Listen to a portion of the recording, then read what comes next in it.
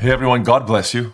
Thanks so much for tuning in. I hope that what I have prepared for you will bless you and help you in your Christian life. I have a reflection that I am posting in response to my teaching on theosis, which I just gave very recently. Theosis is our destiny. It was my last reflection. I want to follow up on that reflection by saying a few words about how Jesus directs us to pursue the path of glorification. How is it that we live such that our end is to be united with Him and to share His glory forever? That's what I'm going to talk about today. But let me have a sip. So I've entitled this reflection, The Revolutionary Manifesto of Jesus. And this is a brief commentary on the opening of Jesus' most famous sermon, called the Sermon on the Mount, which is found in St. Matthew's Gospel, chapters 5 through 7. That sermon, Jesus' most famous, cogent, powerful sermon, which is deeply ingrained in Christian civilization, in our literature, in our language. That sermon begins with an affirmation of the way of life, the blessed way of life of all true Christians who follow Him. He sets out the path that leads to glory, that leads to theosis. If His will is that we be united to Him and share His glory forever, He wants us to know the path to accomplish that end, how to live exactly as He lived. The sermon was given in the northern part of Israel, right on the coastline of the Sea of Galilee. If you go to the Holy Land on pilgrimage today, you can of course go to the Mount of the Beatitudes, which is this beautiful, gently sloped hill that goes right down to the Sea of Galilee, where Jesus preached, where thousands and thousands sat at His feet. This is what we do. This is what believers do when the God-man speaks to us, is we quiet ourselves, we sit in our hearts and receive His life-changing words of eternal life, as St. Peter calls them. This is the setting for the deliverance of Jesus' teaching that we know as the Sermon on the Mount, and especially I'm focusing on the beginning of that teaching, which is called the Beatitudes, in which Jesus pronounces the qualities of life that are blessed. He begins each of the Beatitudes, this most well-known portion of the entire New Testament, with a proclamation of blessing. The entire sermon is a pedagogical masterpiece, an absolute pedagogical masterpiece that is cherished by Christians for the last 2,000 years. In fact, it even has a liturgical usage in our Typicon. The Beatitudes are often sung in the little entrance when the clergy come out with the gospel book. The Beatitudes are usually sung at that spot. We're constantly, we believers, inundated with the words of the Sermon on the Mount, and especially with Beatitude. Because the Beatitude, this pronunciation of these qualities of life, these 7 fundamental qualities of life, this is Jesus's radical affirmation of discipleship. This is His revolutionary manifesto. No one has ever said this.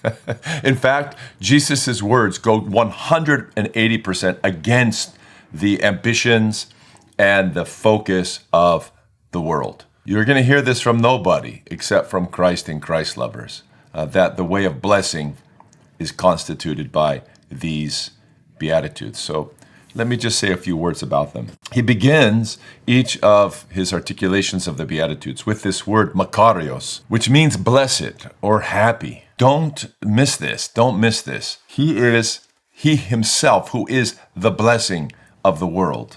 Right? The seed of Abraham come to bless all the families of the nations. Christ Himself, the world's blessing, is telling us how to live in His blessing. This is why He pronounces this word happy or blessed. Who doesn't want to be blessed? Who doesn't want to be happy?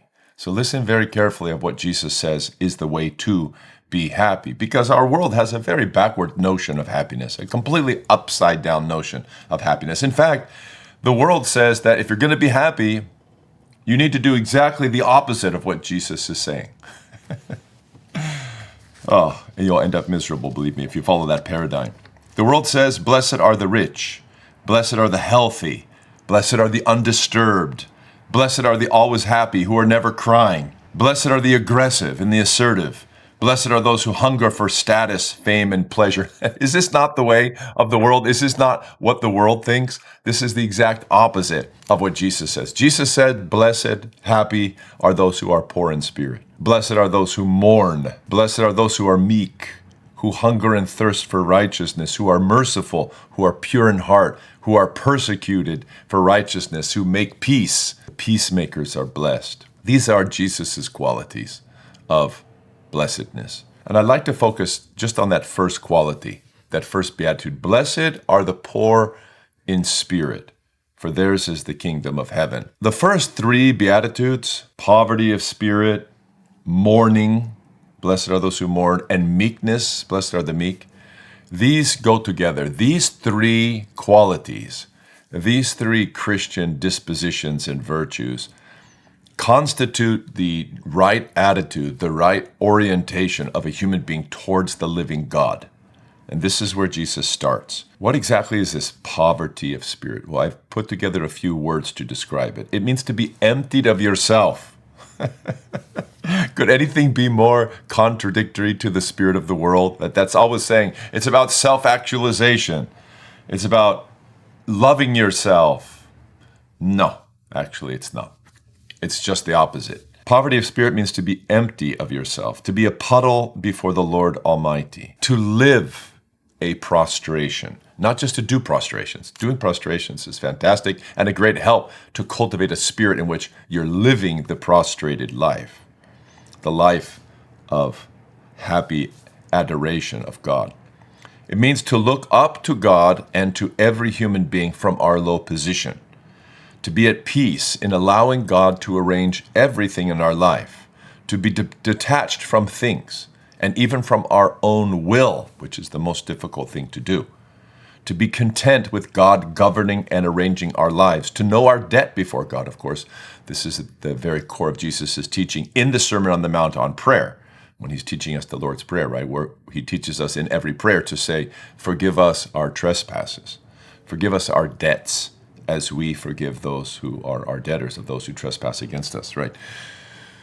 We have to keep in mind the debt of sin that we have, what we owe God, and that will nourish this poverty of spirit. To know ourselves to be ruined apart from God's grace. Right? Read Romans chapter 3, verses 13 to 17, if you want to know what your condition apart from God's grace is. From head to toe, a mess. Perpetually in a position of great need before God. It's simply to be humble. This is what Jesus is teaching us. To be poor in spirit means to live the humble life. And this is the very first Christian disposition upon which everything else in the Christian life hangs. You can't go on to develop your Christian life except upon the foundation stone of poverty of spirit. This is the very first of the Beatitudes. And St. John Chrysostom says it's first, that Jesus made it first, because the acquisition of humility is the virtue upon which all the other virtues can be built. And without that, all the virtues mean nothing. They're all ruined and they have no fruit. St. Paul speaks of his own acquisition of poverty of spirit when he says that he learned, he wrote this to the Philippians, chapter 4, he says, I have learned to be abased. I have learned how to suffer want. I have learned how to rejoice in every circumstance, for I can do all things through Christ who strengthens me. Right? This is something that the great apostle learned. How much more us? We have to study to learn the value of poverty of spirit and how to cultivate it, and what our true opponents to that cultivation are. So Jesus starts his most important sermon by affirming these key character traits that are basic in his followers. These are the Lord's top priorities in our life. It's what he most wants us to develop, are the Beatitudes: poverty of spirit, mourning, meekness, hunger and thirst for righteousness, mercy, peace, embracing persecution, being willing to suffer for Christ's sake. All of these things, pathways to glory. This is how you'll be deified, is by the acquisition of this way of life. This is what the grace of God forms in us. Poverty of spirit does not mean a depressive condition. Not at all. It doesn't mean that we go around with downcast faces. No, poverty of spirit is the recipe for unlimited joy, for unceasing peace, for happiness. It's not a depressive condition, and it's not necessarily a financially depressive condition either. It doesn't lead to bad self-image or so-called low self-esteem, right? King David in his palace considered himself a poor man. He had this poverty of spirit, even though he was a man who had many exterior blessings, considered himself poor and needy, even bankrupt before the Lord. And that enabled him to put his trust in God. Because he didn't trust in his own strength, even as a young man, he was able to pick up those stones and cast them into the forehead of Goliath, because he wasn't relying on his own strength, but upon the strength of the God of Israel. This is what poverty of spirit enables you to do. It enables you to be exceedingly powerful in the Lord, because you have renounced being powerful in and of yourself. And of course, the Lord Jesus himself is the ultimate example of poverty of spirit. He's the one who manifests this, right? He shows it throughout his whole life, his willingness to constantly forgive. He was poor in body and in his exterior poverty, but that was born of his spiritual poverty, his willingness to become so low in order that he might take us who are poor so high. He was so humble that he said in his own teaching, and I think this is in John chapter 5, that he did nothing, he said nothing except the words that the Father gave him. That's how humble he was. His poverty of spirit is shown ultimately and most brilliantly in his walk to Calvary, in his humble acceptance of betrayal, of scourging, and of crucifixion for the salvation of the world. His 7 precious words uttered from the cross are the expression of incredible poverty of spirit, and this is why we love him so much. If you'd like to come with me in a journey of exploring catechetically the significance of the Beatitudes, I'm about to launch a new global catechism, a monthly catechetical teaching focused on the subject of the Beatitudes. So there'll be 8 sessions.